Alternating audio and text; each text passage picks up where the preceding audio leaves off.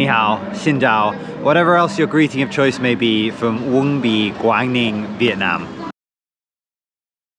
I don't actually have too much time for this one as the missus is waiting and it's only so long that she can wander around and check this temple out. So I'll see you in a minute out on the run. Hello.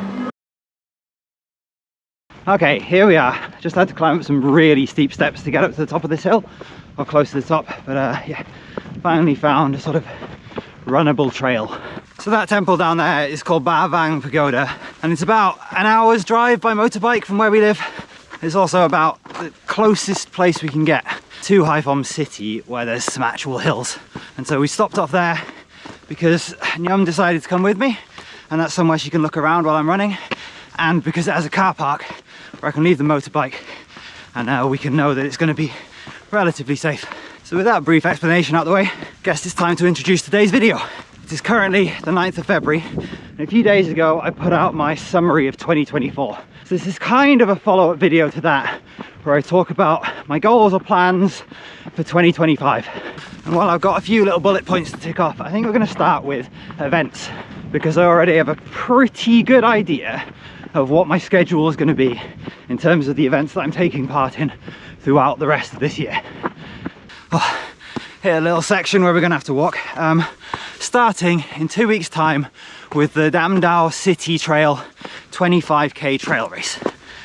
Now this is an event I only signed up for yesterday, so I don't have a ton of details, but Dam Dao is a place just to, I think, the northwest of Hanoi, and so it should only be about a 3-hour drive from here, and I think we can get a bus straight there, or I think I can get a bus straight there. And the race itself, from the map I've seen, is 23.5 kilometers with around about 1,300 meters of ascent.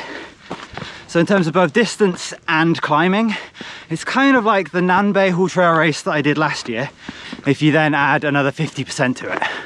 Stop for the view. Now I'm not hugely prepared for that in terms of training, although I have been doing some vert on the treadmill, which I'll get into later. But I've spent the last 5 days not running due to a calf strain. I'm not really sure if it's getting better. Today is kind of me testing the waters on whether or not I can run with that. So it's still very much up in the air as to what sort of condition I'm going to be in 2 weeks time. I think I can run again. But that's fine, it's just a bit of a warm-up race, and it's not one that I'm going to take too seriously. So as long as the calf isn't completely buggered, I can take it easy and it shouldn't be too hard to get through. Hi! Hi. The next race on my calendar, and the first big goal race of 2025, is the Gukfeng Jungle Pass Marathon, which is taking place on the 6th of April. Hello. So there's a few distances offered in that race, but I have decided to plump for the 42k full trail marathon distance, which will make it my first ever trail marathon, and I would imagine my hardest race to date. All right, back to walking.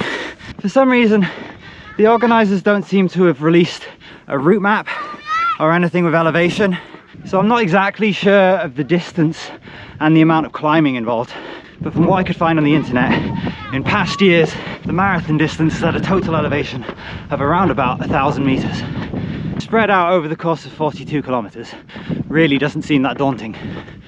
Then, in terms of organized events that I definitely want to take part in if I have the opportunity, the final one I have penciled in, although I haven't actually registered for it yet because registration isn't open, is the Vietnam Jungle Marathon.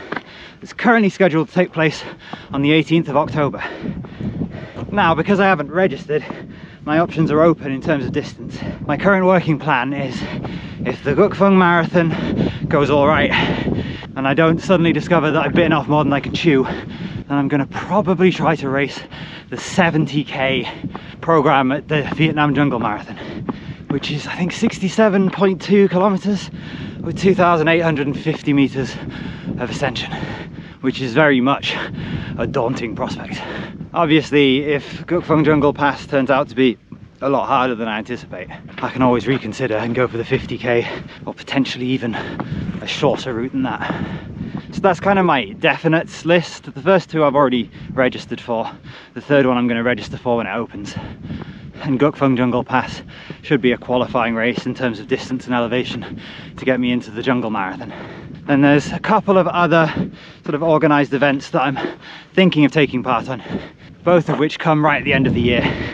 So in 2024, The Hanoi Marathon was scheduled in November, I believe, and while I doubt I'll do the marathon, if we're not busy around that time of year, then I'd like to head into Hanoi because it's only about a 1 or 2 hour drive away, and maybe take part in a half marathon or even a 10k or a 5k and turn it into a bit of a weekend holiday and let kiddo visit the capital for the first time.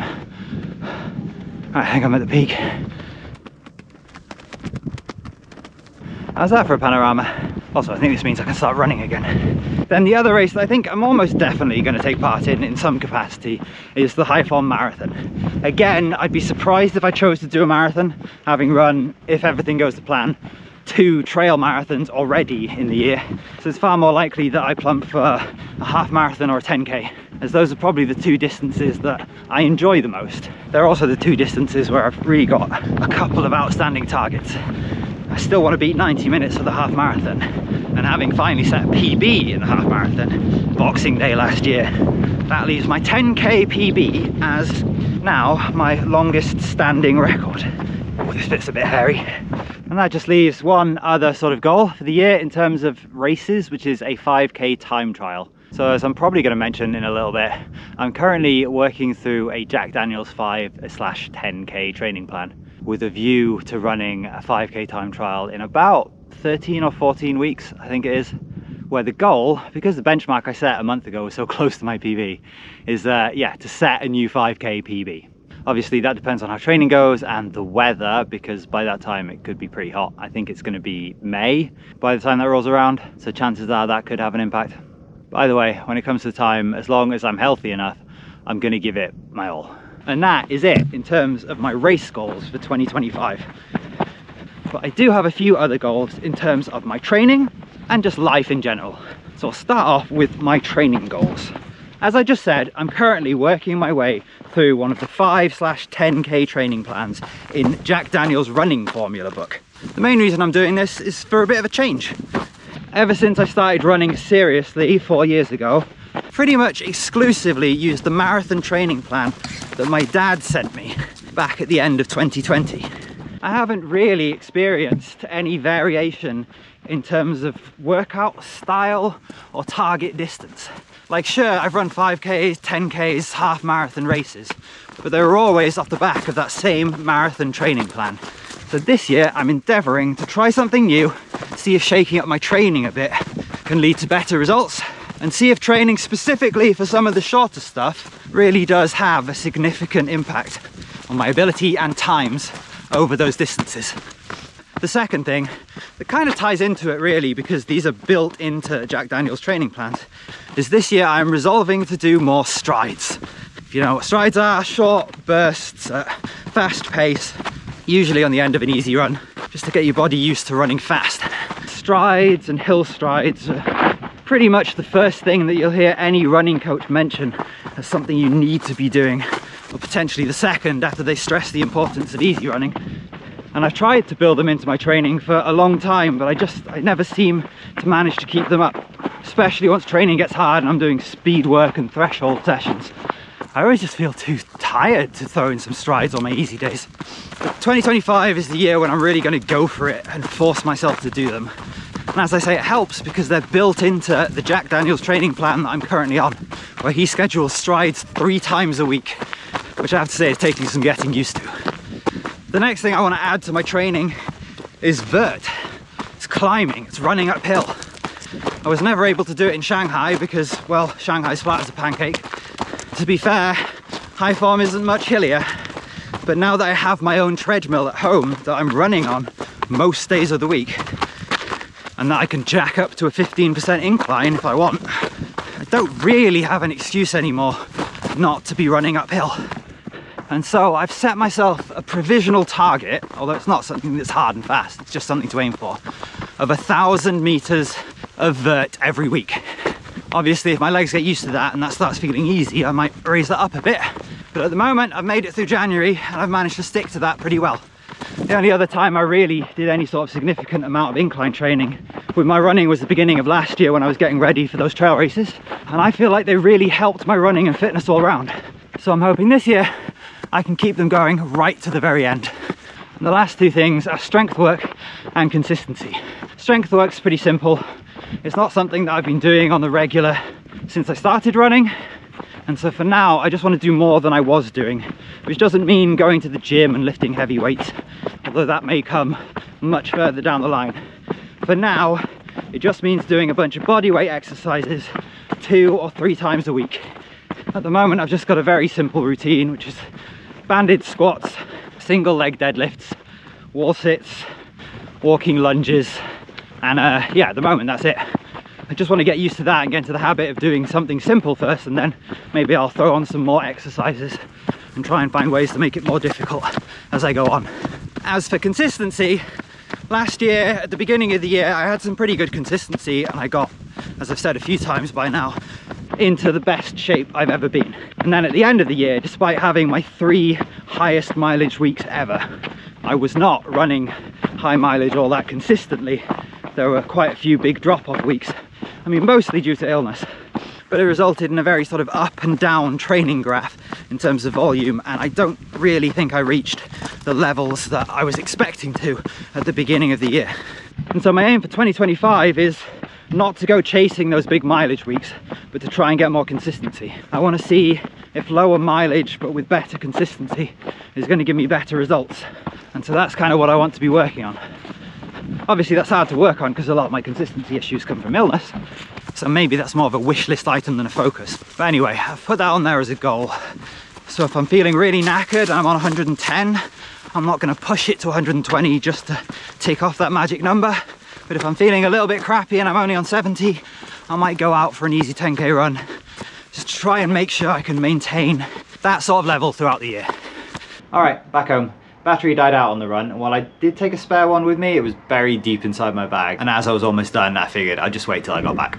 So what was originally supposed to be a trail run ended up turning into a bit of a hike. Not so much because my calves hadn't recovered, more because the terrain out there was just a lot steeper than I thought it was going to be. Although looking at the map and looking around, there seemed to be a lot of paths there, so I do want to go back when I've got some time. Ideally on my own, so I can spend a good 2 or 3 hours out there and sort of look around for some flatter trails and do a bit more exploring. Back to the topic of the video, I think the last thing that I had left to go over was just a few of my sort of lifestyle goals that I have for 2025. And on that front, honestly, there isn't anything super huge. The first thing is we need to finally sort out Kiddo's bedroom, because we've been here for a good few months now and we still haven't got around to doing that. And I'm still getting kicked awake in the middle of the night and he's still not going to bed on time. So I'm hoping that if we get him his own bed, get him his own bedroom, sort everything out, at least get it half decorated, then give him a couple of weeks to get used to it, and hopefully it'll be a quality of life improvement for everyone.